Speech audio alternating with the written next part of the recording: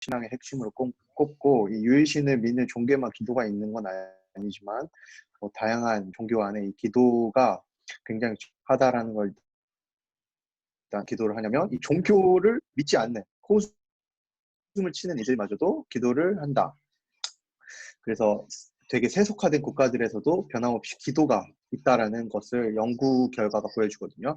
그래서 하나님의 존재를 전혀 믿지 않아도 이 기도를 드린다는 것이다. 네, 무신론자들 가운데 30%도 가끔 기도한다고 인정하는 그런 연구들이 있습니다. 이거를 어떻게 바라봐야 하냐? 이 인간의 내면에 기도하고자 하는 본능이 숨어 있다.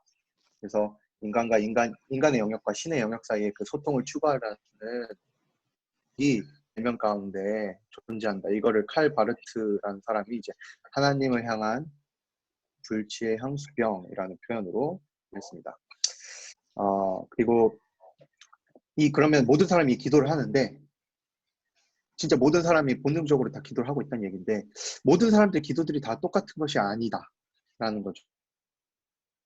그 기도의 종류가 있고 또 그 기도의 내용들이 다 다른데 이 공통점 무엇이고 차이점이 무엇인지 이렇게 유형을 설명을 하더라고요. 킬러가 이제 예를 들면 다채로운 기도의 유형, 이게 현대에 들어서 기도에 관여했던 초기 이론가들 뭐 에드워드 타일러, 제임스 프레이저, 지금부터 프로이트, 네, 이 프로이트 학파로 좀 대체되는 것 같더라고요.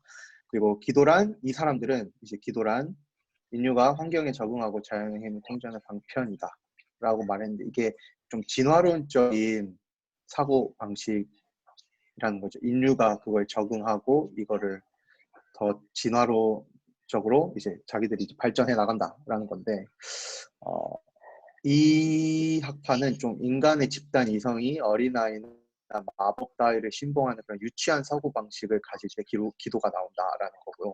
이 기도가 점점 명상적인 형태로 진화했다라고 주장을 해요. 그래서 명상이 그렇듯이 이제 의식의 부정입니다. 그 다음 다른 학자가 있는데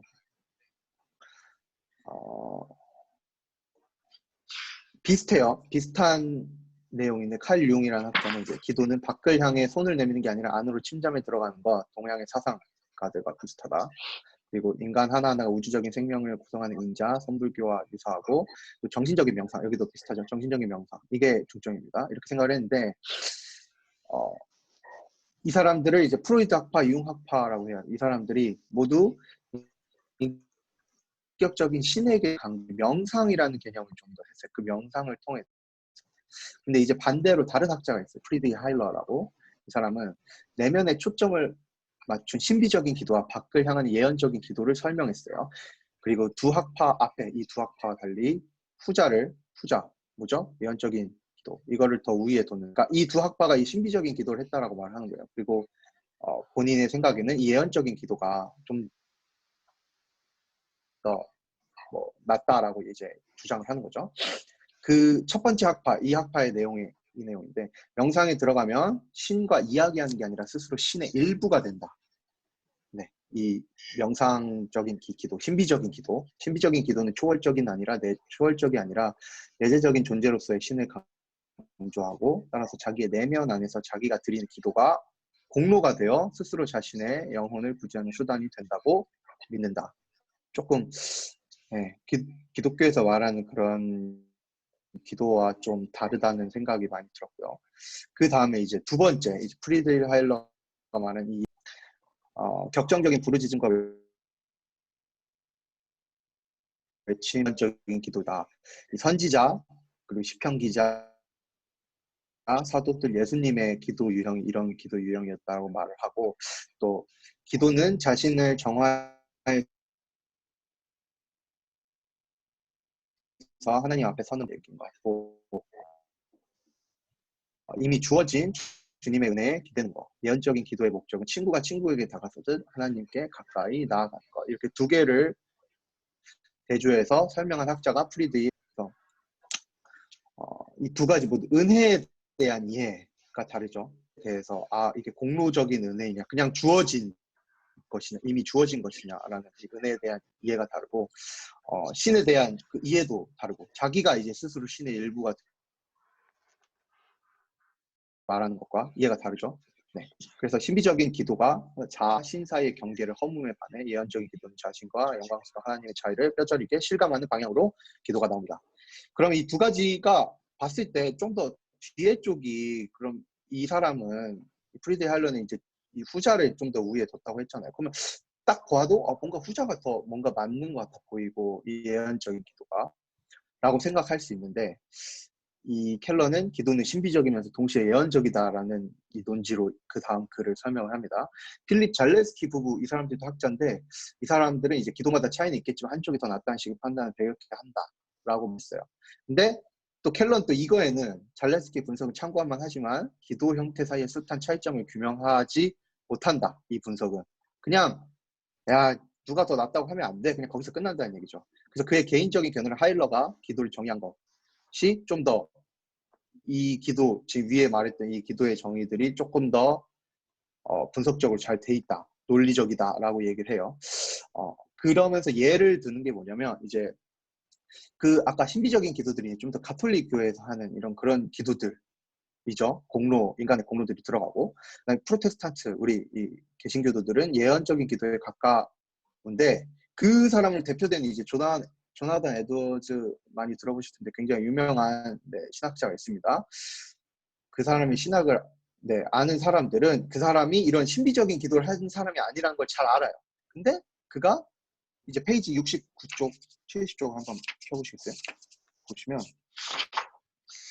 맨 밑에 쪽에 이제 그 예화 비슷하게 쭉 나옵니다. 근데 이거를 쭉 읽어보면 굉장히 표현들이 신비적이에요. 엄청 신비로운 표현들을 썼어요. 이 기도에 대해서. 절대 이렇게 신비적인 거를 할 것 같지 않은 신학자로 분류되는 그런 조나단 에드워드가. 그래서 그가 기도하면서 비워지고 깨끗이 소멸된 느낌이라는 이런 말들을 썼단 말이죠.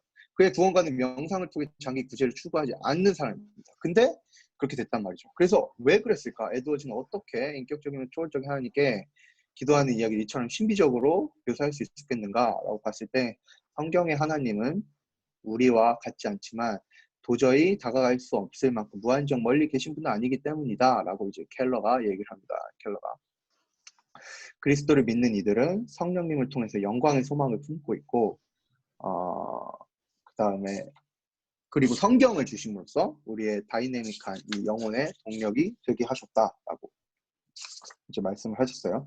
71페이지의 그 짧은 이제 중간의 내용들을 보시면 참고하시면 되겠습니다. 네. 그래서 신비적인 동시에 더없이 예언적인 그런 기도라는 거죠. 이 에드워즈를 또 통해서 이거를 또 설명하고 있는 거예요. 그 다음으로 기도는 하나님을 아는 지식에 대한 반응이다. 네. 아까 얘기했듯이 기도가 범우주적인 현상이라고 말했죠. 누구나 기도한다. 자연스럽게. 그 얘기를 좀 더 가는 건데요. 하나님의 형상대로 인문의 주님과 관계를 자연스럽게 기도를 할 수 있게 되는 사람들이라는 거죠. 그렇게 설계됐다는 거죠.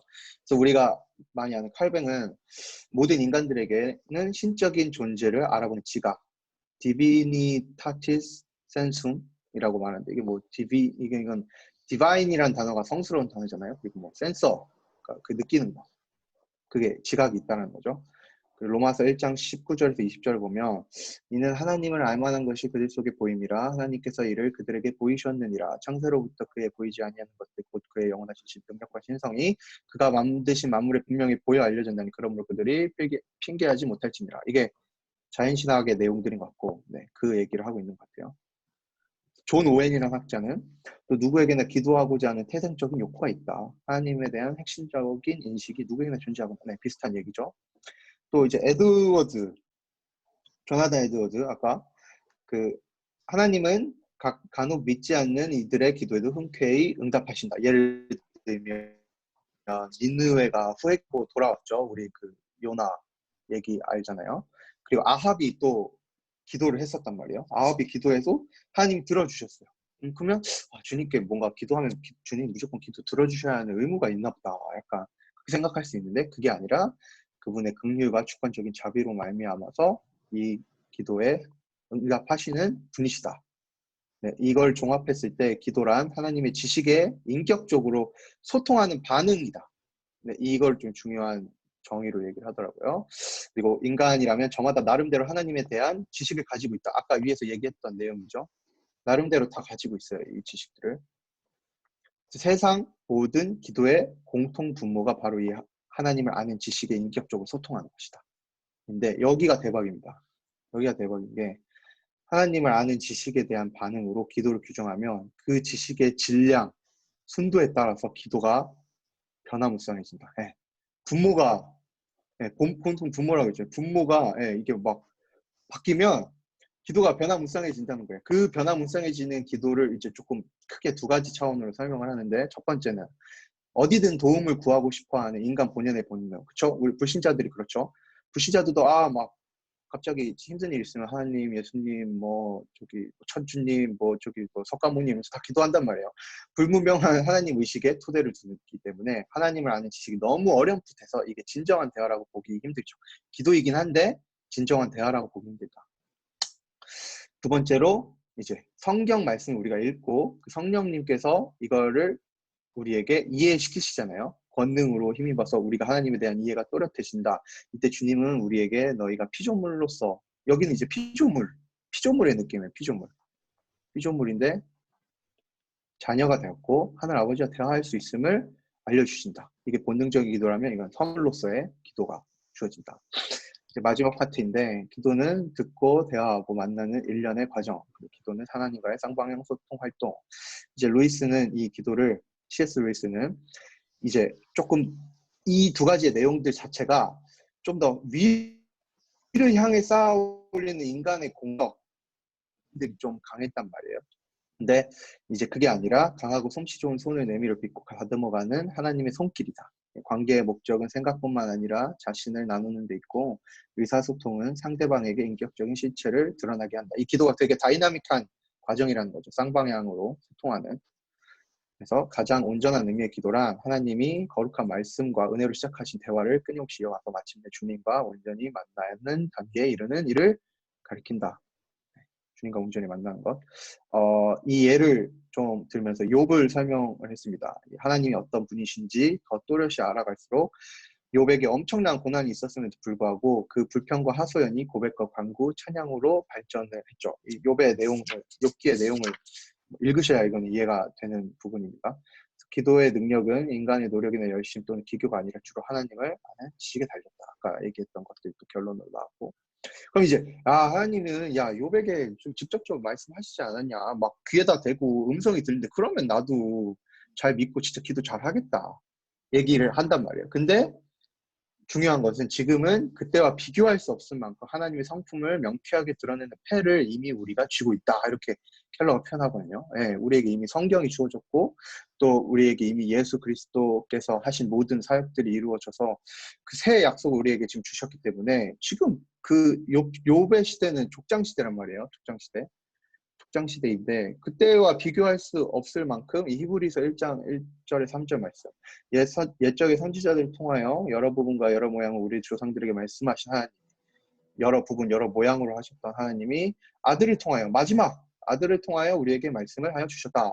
그러니까 이미 우리는 결론을 안다는 거죠. 네. 더 밝히 드러난 계시를 우리가 알고 있는 시대에 살기 때문에 이런 말도 안 되는 나에게 그렇게 해주시면 좋겠다. 하나님 나한테 직통 계시 주시면 내가 하나님 믿을게. 이런 말도 안 되는 소리를 할 필요가 없다는 것이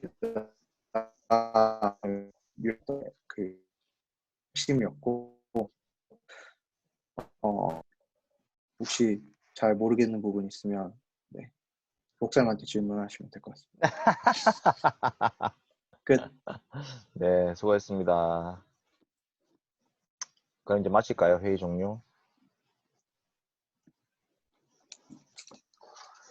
자, 그래서 이제 뭐 오늘 이렇게 마치고 다음 주 발표를 시킬지 말지도 고민되는 상황이죠. 네. 그래서 다음 주 뭐 할지 안 할지도 모르니까 뭐 그런 고민 속에 있어요. 제가 제 스스로도 어차피 조별 모임이 운영이 안 될 것 같으면 이 리더 모임 때 공부시키는 게 어떤 의미가 있을까 이런 생각이 좀 들고 그러니까 자발적으로 팀 켈러의 기도라는 책을 스터디 합시다라는 뭐 그러니까 진짜 그야말로 자발적인 모임들이 있어서 이제 저한테 목사님이 좀 가르쳐 주세요 이렇게 하면 뭐 할 수 있을 것 같아요. 근데 지금은 그런 게 아니고 어떤 의무와 책임, 네가 뭐 임원인데 네가 조장인데 이렇게 해가지고 끌어모아서 지금 가르치는 거를 하기에 좀 동력이 없지 않나 이런 마음이 좀 많이 들고, 그게 이제 저한테 지금 제일 큰 고민이고, 청년부 예배 재개는요 당분간 안 될 것 같고, 청년부 예배 재개는 당분간 안 될 것 같아요. 왜냐면 오후 예배도 지금 안 되고 밥도 안 주고 주일학교 모임도 지금 당분간은 순차적으로 이제 열기로 해가지고 좀 쉽지 않을 것 같은데, 오늘 이제 2000년회 하고도 좀 얘기를 해봐야 될 건데, 2000년회 중에는 오전 예배 안 오고 2000년회만 오는 사람도 있어가지고 거기에 약간 제가 좀 신경 쓰이고, 그런 이제 부모님이나 가족들 우리 교회 안 다니는 이제 그런 청년들에 대해서 어떻게 해야 될지, 그래서 그분들을 위해서라도 청년의 예배를 좀 오픈할까 이런 생각이 있어요. 그 뭐 2000년에 간사님하고 회장하고 좀 얘기를 해봐야 될 것 같고, 이제 거기 만약 오픈이 되면 그때 드린 예배 영상이나 설교 영상을 이제 공유하는 식으로 청년의 모임이 운영이 될 것 같아요. 거기 만약 오픈이 되면. 예. 뭐 어쨌든 이제 1청, 2청을 제가 둘 다 담당해야 되기 때문에 오늘 7시에 이제 만나서 얘기하기로 했는데, 일단은 뭐 그런 저런 고민 중에 있어요, 제가. 예, 그런 고민 중에 있고, 그래서 뭐 예성이가 잘못했다 이렇게 얘기할 그런 거 아닌데, 그렇게 얘기하려고 지금 얘기한 거 아니에요. 예성아, 니 너무 내가 니한테 미안하다. 지금 병원에서 일하기 바쁜데 지금. 네. 네. 병원에 수술실에서 일하기 바쁘고 막 그 의사 쌤한테 막 갈굼 받으면서 막, 네, 수고 많습니다, 다들. 일단 오늘은 리더 모임 이렇게 마치고, 혹시 뭐 사역자 모임에서 결정할 때 좀 도움이 될 만한 이야기들 있으면 미리 사역자들한테 좀 얘기를 하시고, 오늘 사역자 모임은 약간 애매한데, 우리 사역자 모임은 회장, 부회장, 조교 둘, 간사님 이렇게 5명이 모이는 건데, 이제 오늘 매월 첫째 주 토요일에 모이기로 한 사역자 모임은 1청 회장, 1청 간사, 2청 회장, 2청 간사 이렇게 모이기로 한 거거든요. 그러니까 1, 2청이 같이 이제 하는 그 회의가 지금 2종류가 있는데, 뭐 어쨌든 그래도 사역자 모임에서 결정하긴 해야 되니까 뭐 좀 얘기해 주시고, 오늘 뭐 최대한 빨리 결정해 가지고 다음 주 이 시간에 이 모임 어떻게 할 건지 아마 오늘 내일 중으로 통보를 하도록 그렇게 하겠습니다. 그래서 뭐 진영이나 주일청 간사님이나 뭐 그렇게 하여튼 자기가 원하는 바가 있으면 좀 얘기를 해서 관철을 시키면 될 것 같고, 뭐 공동체 전체에 대한 고민은 뭐 여기 있는 분들은 그래도 제가 뭐 제 마음을, 솔직한 마음을 다 이렇게 얘기해도 괜찮을 것 같은 사람들이겠죠? 아닌가? 지금 판단이 잘 안 되는데,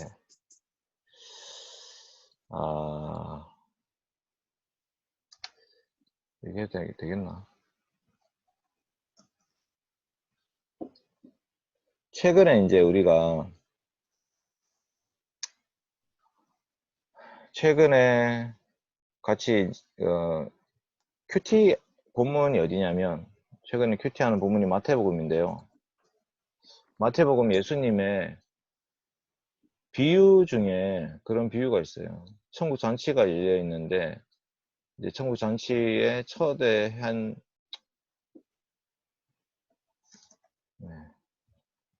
천국 잔치에 초대했는데, 초대받은 사람들이 이제 오기 싫다 했어. 왜 오기 싫냐 이렇게 물으니까 저는 소 키우러 가야 됩니다. 저는 이제 결혼하러 가야 됩니다. 뭐 그래가지고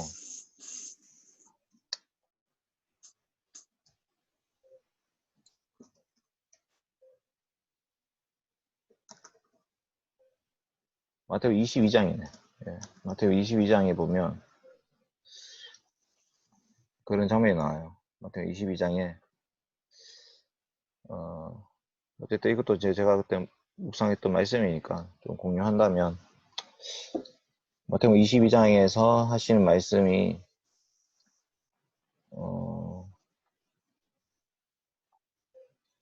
예수님이 자신의 사역을 천국에 비유하시면서 혼인잔치를 베풀었는데 초대된 사람들에 대해서 한 번 불렀더니 오기 싫어했고요. 그래서 다시 불렀어요. 그러니까 이미 초대됐죠. 한 번 초대했고 종들을 보냈죠. 그 다음에 세 번째 종들을 보냈는데 그때 한 사람은 밭으로 가고 자기 사업하러 가고 나머지는 종들을 잡아 모욕하고 죽이고 이런 일이 있었어요. 그러니까 이 주인이 임금님이 화가 나서 군대 보내갖고 동네 불사르고 이제 새로 사람들 새로 초대해요. 새로 네거리 길에 가서 사거리로 가서 사람을 보이는 대로 만나는 대로 잔치에 초대해라 하면서 이제 부르거든요. 그러니까 이거는 예수님이 예드의 백성 유대인들에 대한 심판을 말씀하시는 거예요. 예수님이 이제 오셔서 직접 오셔서 이제 천국 잔치를 열고 계시는데 유대인들이라고 하는 하나님 백성들이 그 초대된 잔치에 오지 않고 자기 할 일이 있다고 바쁘다 하면서 다 가버렸어요. 그 이제 사실 이번에 조장 컨택하면서 저 개인적으로는 그런 마음이 좀 많이 들었어요. 이게 사실 이게 말씀의 사역이고 교회 공동체를 세우는 거고 되게 귀한 일이고 물론 우리가 이 땅 가운데 살면서 해야 될 일이 많죠. 가정도 세워야 되고 교회도 세워야 되고 세상 속에서 직업도 가져야 되니 다 중요한 일이에요. 다 중요한 일. 근데 이제 뭐 다 중요한 일이지만 이제 제가 꼰대처럼 좀 얘기한다면 과연 영원한 공동체는 뭘까? 그러니까 이게 잠시 이 땅에 있다가 없어지는 공동체가 아니라 앞으로 계속해서 종말까지도 유지되면서 그 영원한 천국이 있다 있는 공동체는 뭘까? 가정은 그런 공동체가 아닙니다. 천국 가면 시집 가지도 않고 장가 가지도 않고 다 천사들과 같다 이렇게 말씀하시면서 가정 공동체가 엄청 중요한 것처럼 우리가 이 땅을 살고 있지만 그 관계는 잠시 이 땅에서 이제 존재하는 관계예요. 이따가 없어지고 나중에 이제 영원한 천국에서 계속 유지되는 그 공동체는 어쩌면 교회 공동체라고 봐야 되는 거죠. 우리가 교회 공동체가 영원한 천국까지 연결되어 있다라고 고백하면서 하는 거고 SFC도 영원하지 않고 잠시 재밌게 하다가 끝나는 거예요. SFC 뭐 안 한다고 지옥 가는 것도 아니고 SFC 공동체는 이제 약간 뭐랄까 좀 더 SFC 그 강령이라는 거, 그다음에 SFC 모임이나 사역이라는 거 거기에 좀 더 맛을 들인 사람들이 할 수 있어요. 네, 그렇게 할 수 있지. 근데 이제 교회는 그렇지 않거든. 교회는 심지어 개혁주의가 아니라 하더라도 그리스도 예수 그리스도의 십자가로 말미암아 구원받은 백성들의 모임이기 때문에 교회는 그게 제일 중요해요. 그래서 그야말로 교회가 구원의 공동체고 교회를 통해서 하나님은 하나님 역사를 이끌어 가신다 이렇게 볼 수 있는 거죠. 교회가 제일 소중하고 제일 영원한 공동체인데 어쨌든 그 부분에 대한 좀 고민이 생기는 거예요. 저 개인적으로는 이 사건을 겪으면서 SFC 뭐 내가 SFC 간사이긴 하지만 제가 뭐 영원히 SFC 간사할 것도 아니고 SFC 간사는 생계를 위해서 할 수도 있는 거예요. 제가. 근데 교회는 생계를 위해서 하는 게 아니라 주님이 세우신 공동체고 주님이 지금까지 보호해 주셨고 앞으로도 계속 지켜주시고 이 교회를 통해서 하나님은 구원 역사를 이루어 가시고 교회를 통해서 하나님 말씀의 사역자들 부르시고 직분자들을 세우시고 그렇게 봤을 때 교회만큼 중요한 공동체가 없는데 이런 생각이 좀 들고 그런 부분을 이제 다시 처음부터 어떻게 가르쳐야 될까 이런 생각이 좀 많이 들어요. 교회에 대해서, 그러니까 예수님과 교회의 관계에 대해서, 그다음에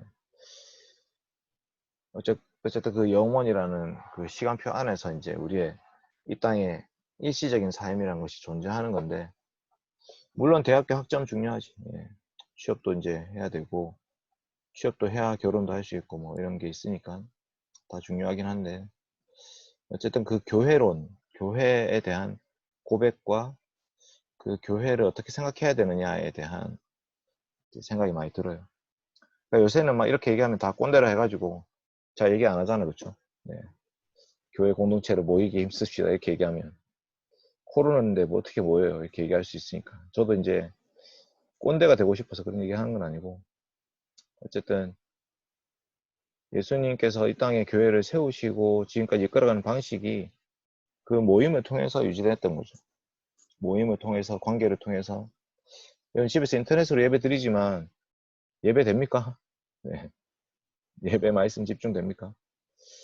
예배 시간에 일어났다 섰다 앉았다가 죄사함의 고백이 선포되고 강복선언이 이제 두 손을 들고 탁 선포하는데 그게 진짜 예배 가운데 누렸던 그 기쁨과 은혜가 있습니까?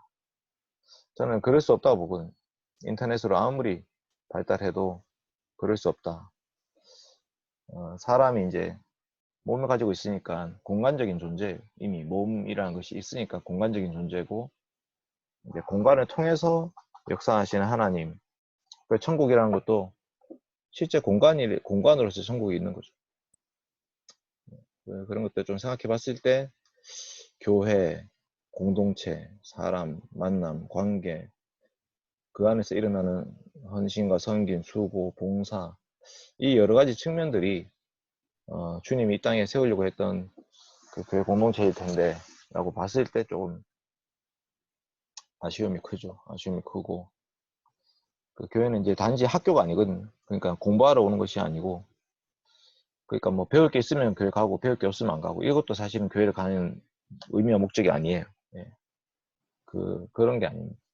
로마 가톨릭 교회 중세 때 아무도 라틴어 제대로 공부 안 하고 뭐 무슨 말인지 못 알아들어도 교회 열심히 다녔죠. 예. 물론 그게 이제 타락한 모습 중에 일부지만 하나님은 교회를 통해 역사하십니다. 예. 어린아이들, 유아들 왜 세례 주죠? 그 언약 공동체, 언약 백성이라고 왜 부릅니까? 그 애들이 뭘 알아서 그렇게 부르는 게 아닙니다.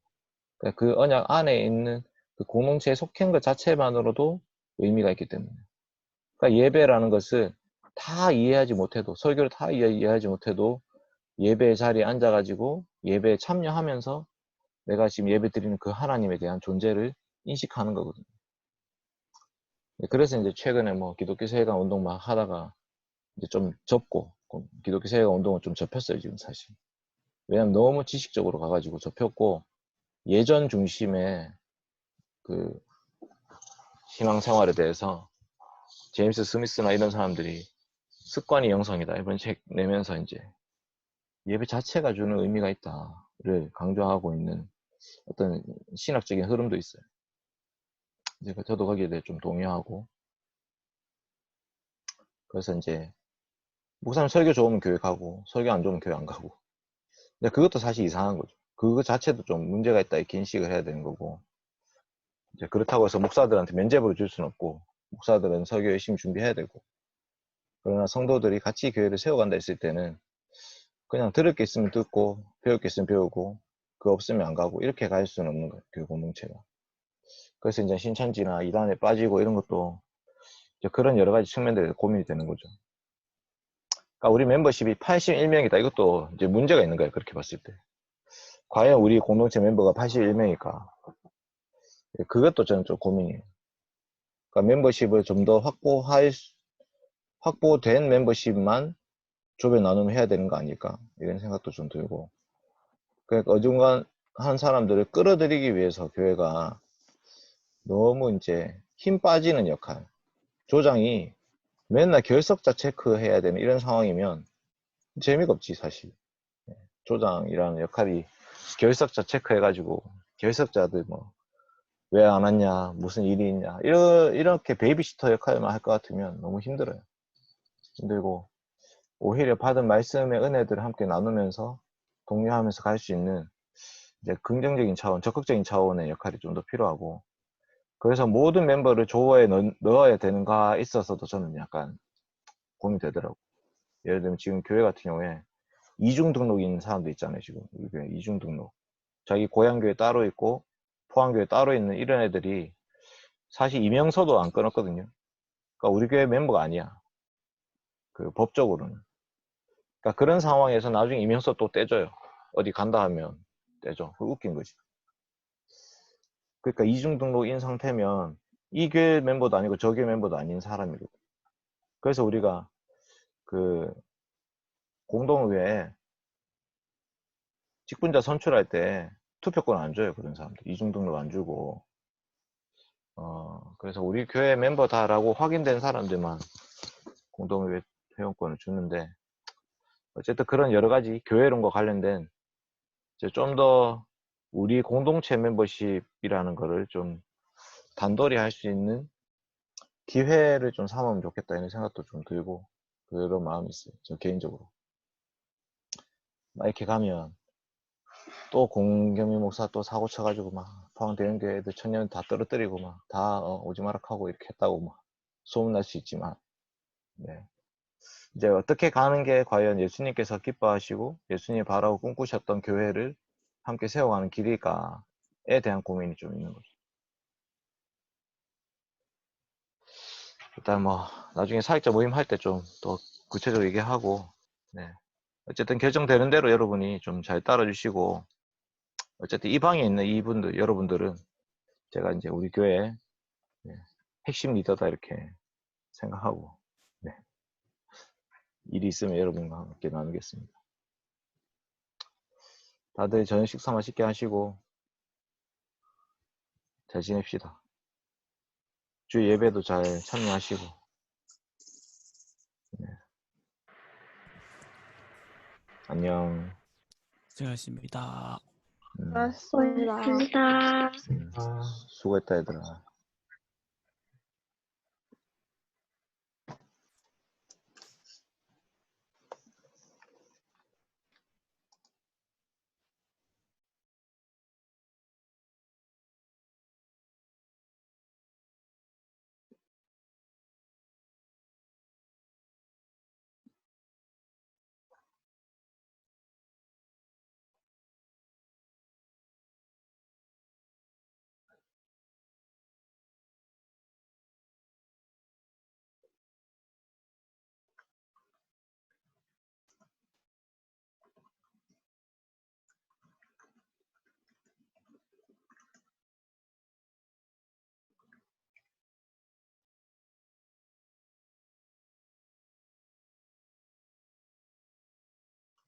예성이 왜 안 나가?